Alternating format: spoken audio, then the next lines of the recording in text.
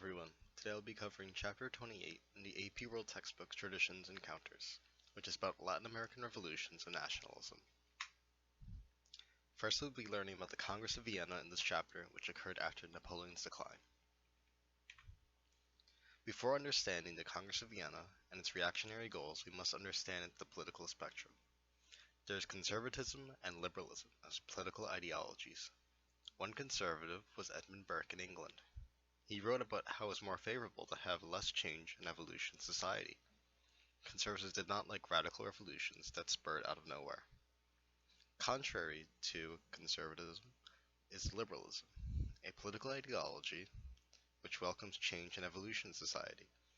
Liberals such as John Stuart Mill saw conservatives as people who defended the illegitimate status quo. This means that they saw conservatives defending this pre-existing state of political and social affairs in society, and they did not agree with it.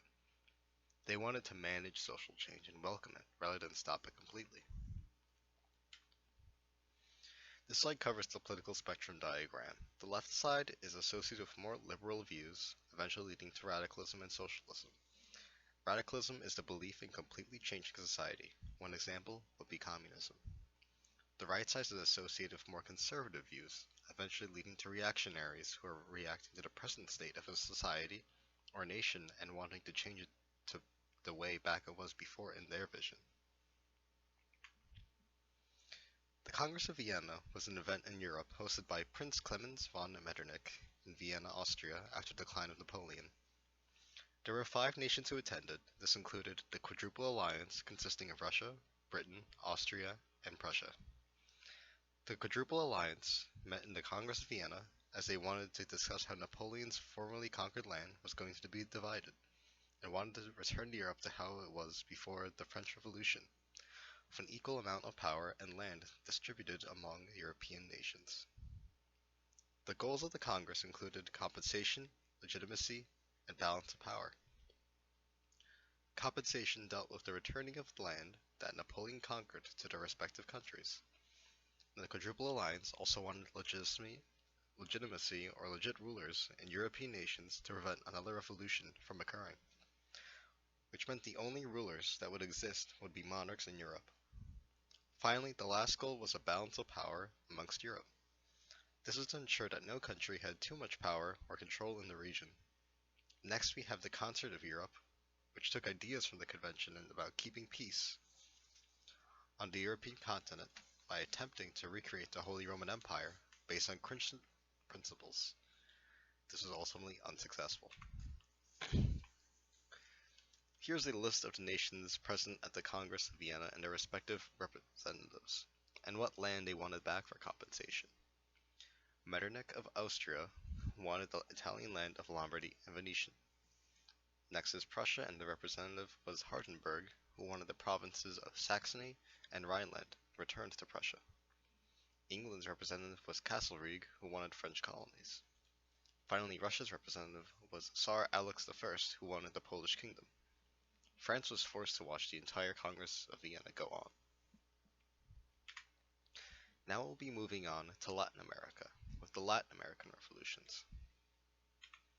For a brief overview, we need to understand what enabled the Latin American revolutions. The most important idea to remember was that Napoleon invaded the Iberian Peninsula, consisting of Spain and Portugal, which weakened their control over the colonies in Latin America. All the revolutions in Latin America were influenced by the Enlightenment, as well as the American and the French revolutions. The chronological order of Latin American revolutions is the Haitian Revolution, the Mexican Revolution, the Latin American Revolution of Simón Bolívar, and finally the Brazilian Revolution. First, the Haitian Revolution. Haiti was ruled by France. It was an extremely wealthy colony due to the crops grown on the island. When a country needed to grow agriculture in hot areas, they're going to use slaves, and so the French imported slaves to Haiti. Haiti had a very large slave population compared to the Frenchmen on the island. One day, a voodoo priest named Boukman organized a slave revolt. Later, the leadership of the Haitian Revolution is transferred to Saint-Louverture, an educated slave who was a former livestock overseer. He decided to join the rebels and helping helped his masters flee from the peril going on in Haiti, and eventually he fought the French. But later, the Spanish and British, who controlled the other side of the island of Hispaniola, and still the Haitians won. Toussaint Louverture eventually establishes a republic in Haiti in 1804, and the Haitian Revolution becomes the only successful slave revolt in human history. Here's a picture of Toussaint Louverture, the leader of the Haitian Revolution. Now with the Mexican Revolution, it begins with the lower classes of the encomienda system revolting. Mexico was Spain's most populated and richest colony, making it highly valuable for Spain to keep as a colony. In Mexico, we have an Amerindian, a Native American population that is just suffering under the rule of the Spaniards. With them being dislocated from their homes, their crops failing, and a large percentage of them dying from diseases brought from the Columbian Exchange. One parish priest in 1810, by the name of Miguel Hidalgo, says he has had enough, and calls for the people to rise up against the Spanish authorities, and so they did. Were they successful first? No, Hidalgo's army of poor mestizos and Native Americans marched up to the outskirts of Mexico City, but this revolt was soon stopped as Hidalgo was captured and executed. Some Creoles supported the revolt, and others did not, most likely because they did not want slavery to end, as this was a source of their wealth. Next we have Father Jose Morales, another priest who calls for wide reforms such as abolishing slavery and universal male suffrage. Now he leads the rebel forces for 4 years until he's shot in 1815. The conservative Creoles now support the Spanish as they do not want their slaves and means of wealth to be tampered with all these revolts. And the revolution almost dies. Then finally we have General Agustin I, who comes in with the liberal Mexicans and topples the monarch, and sets up the Republic of Mexico. Despite finally gaining independence, Mexico still struggled to improve conditions and foreign interactions, and this continues for over a century. Later the Creoles overthrow Agustin in 1823. Moving on to the Latin American Revolution. Inspired by George Washington and the American Revolution was a Creole named Simón Bolívar. He was the leader of the South American independence movement. In 1811, he went against Spanish rule, and in 1819 he crushed the Spanish rule in Colombia. He continued to campaigning across Latin America in Venezuela, Ecuador, and Peru, then later assisted Bernardo O'Higgins in Chile and José de San Martín in Argentina for independence.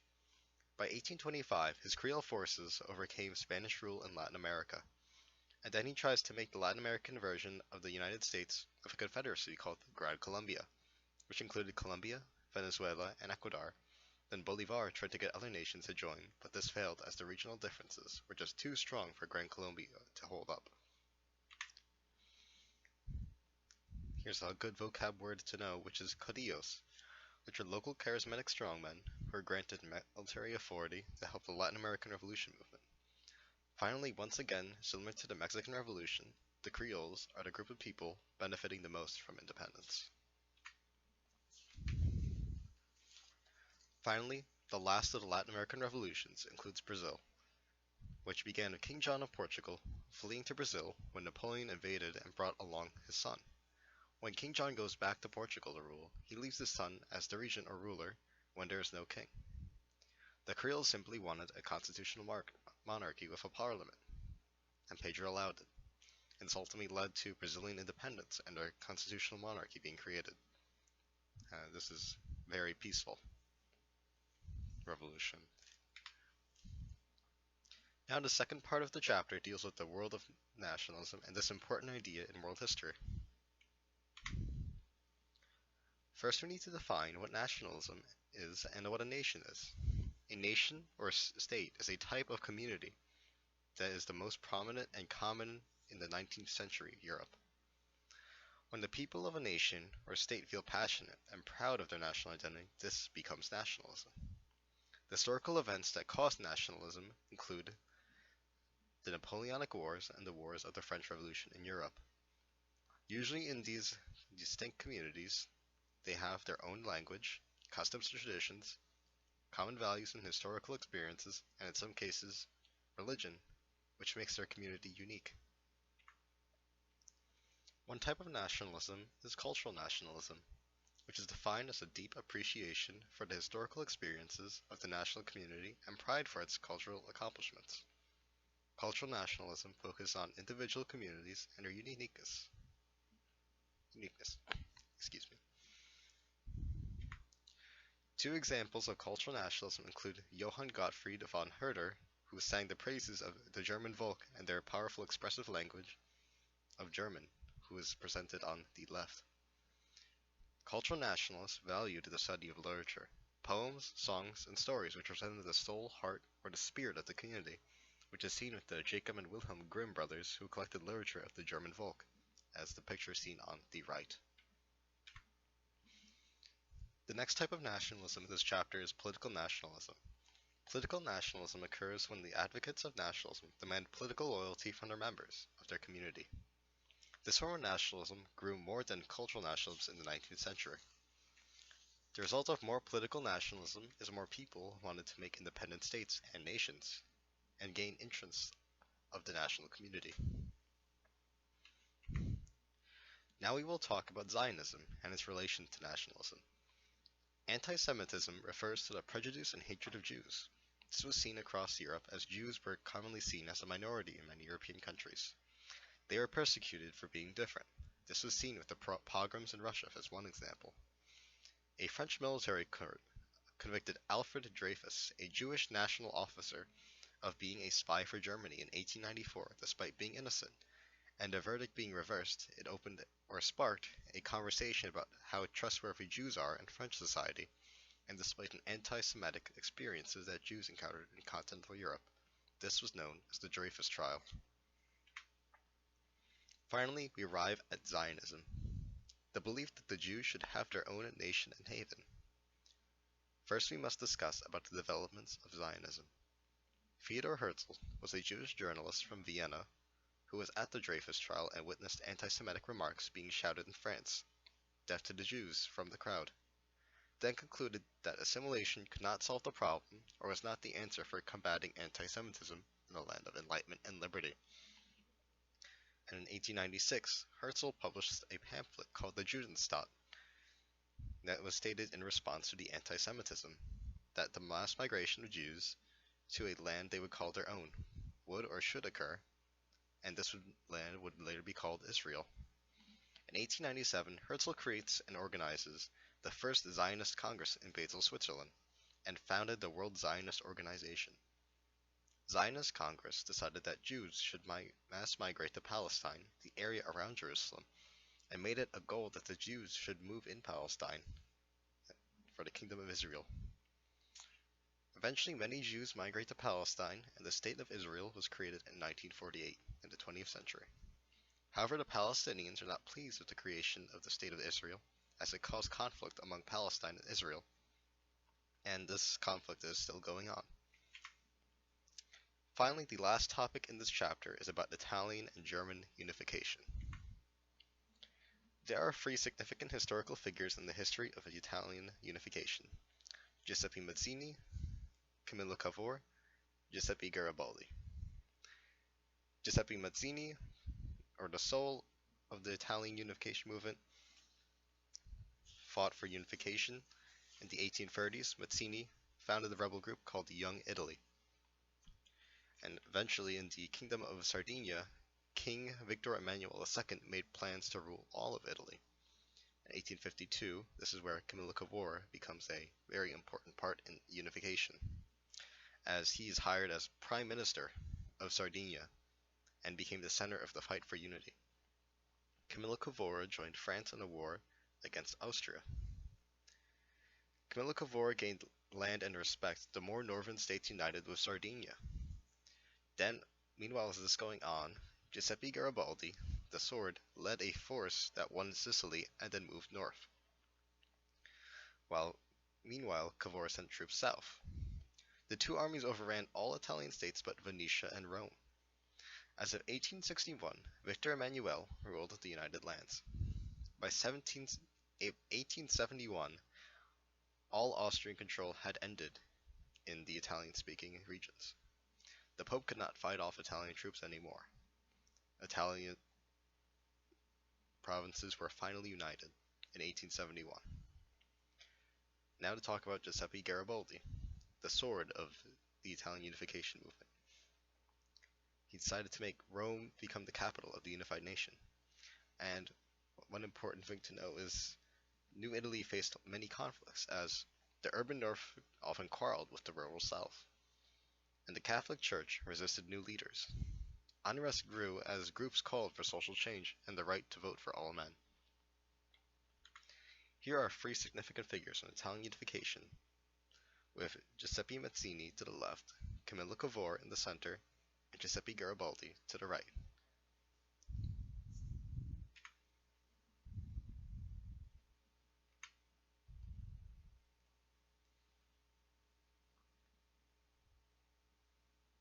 In the 1830s, Prussia set up a trade agreement among the German state. Each German state governed itself, but Prussia had become a clear leader under King William. Eventually, Bismarck becomes the Prussian chancellor in 1862.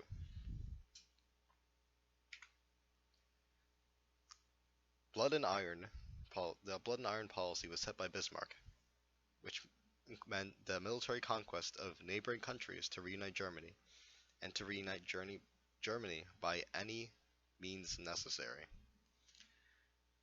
Prussia became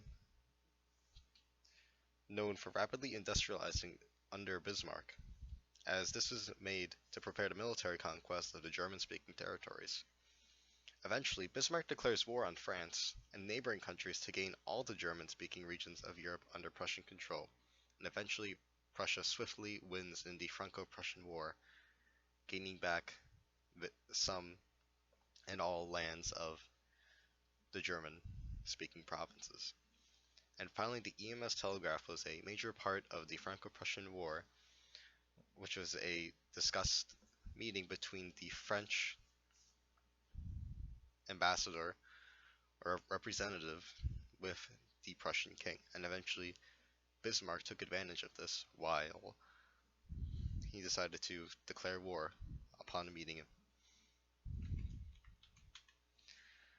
Thank you for watching. This was very fun to make, as this is one of my favorite AP history courses I have taken, and I wish you good luck on your studies.